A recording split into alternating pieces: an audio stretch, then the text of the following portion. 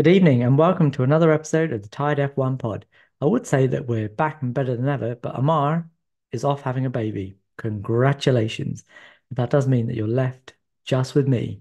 We're going to spend a bit of time looking at some telemetry from the qualifying session that we've just had at Suzuka. And specifically, we're going to be looking at Sector 1, driven by Max Verstappen, in what I think is really his own personal playground.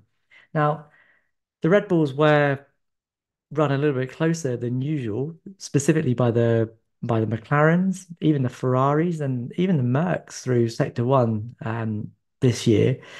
And Max was run closer than ever, really, by his own teammate Checo Perez, who finished the entire lap less than a tenth away from him. But Max had the legs on him. And I'm hoping that by looking at some of the telemetry, we can see how he does that. And I thought this would be a good time to talk more generally about Max's style and what makes him so fast and so suited to this era of Red Bull. So here's the telemetry.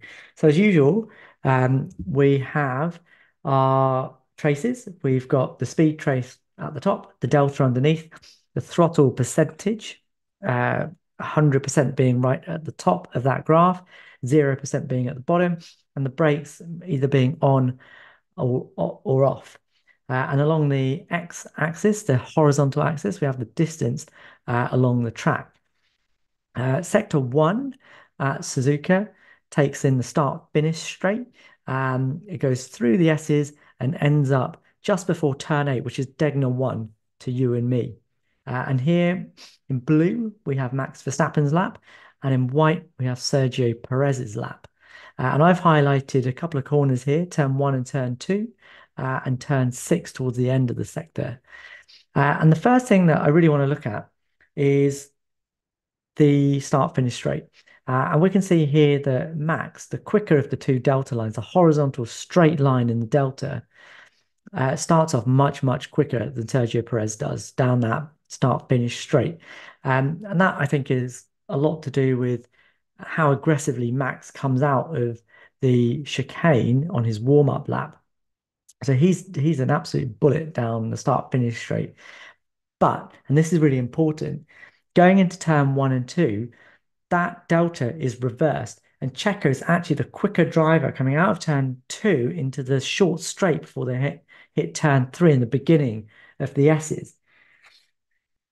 And you can see how much harder Checo hits that corner by looking at the minimum speed into turn 2, where Checo is faster. But I think that then compromises him going up the short straight into turn 3, where Max is then the faster of the two drivers. And Checo actually referenced that in the post-session press conference, where he thought that he overcommitted a little bit into turn 1. And although it did gain him some time over Max, you can see by the delta that over the course of the rest of the S's, Checo is slowly bleeding that time away. So by the time we hit turn 6, Max has reversed it. And we can see actually, as soon as we get into turn 3, Max is sort of the more classic of the two. He comes off the throttle and uses the momentum of the car to get him through that corner, but he doesn't brake, whereas Checo does brake. And that's something that you can see in the telemetry from other drivers as well.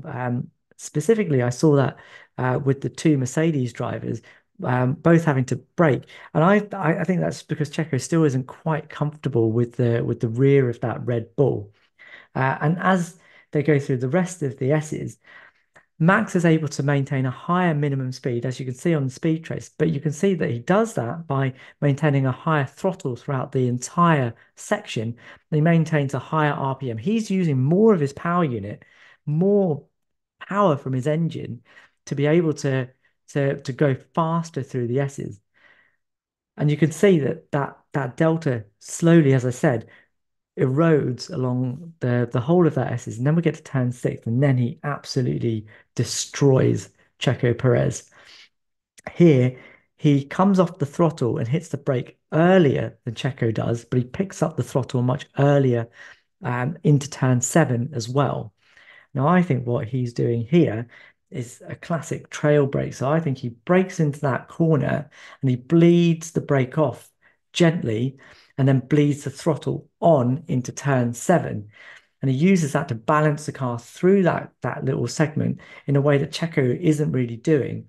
And it means that that that overlap between the brake and then the throttle means that Max is able to choose his line and is much more aggressive on the throttle and much faster through turn seven. Whereas Checo needs to take a little confidence lift, which you can see here highlighted. And I think, as I say, this really highlights what Max does with this car. The whole segment up to the Degnes is it's like a little symphony of well choreographed movements, and there are so few of them. He only makes one movement into every corner with the steering because I think he's doing all of his work with the throttle pedal. I think he is dancing the car with the throttle, and he's using the balance that the car has. That sort of rear limited oversteery movement that that car has, he's using that to his advantage. He's not just living with it. He's using it to make the car go faster.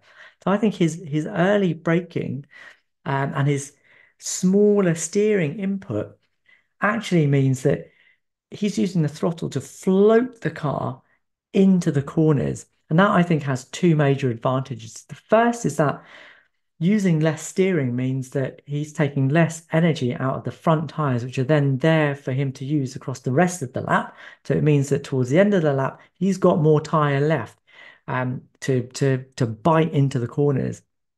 And second, it means that he's able to adjust the line of the car as he wants to and as late as he wants to into every single corner just using his right foot. It is absolutely beautiful to watch. And it's, as I always say, perfect symbiosis between car and driver. I don't think Max would want it any other way. And I think he is so at one with this car right now. It is absolutely astonishing to watch. And I think we are privileged really to see man and machine as in sync as they are at this time. So there you go. That is me going through sector one at Suzuka and a look at Max, not just his telemetry, but his driving style too. I hope you liked it.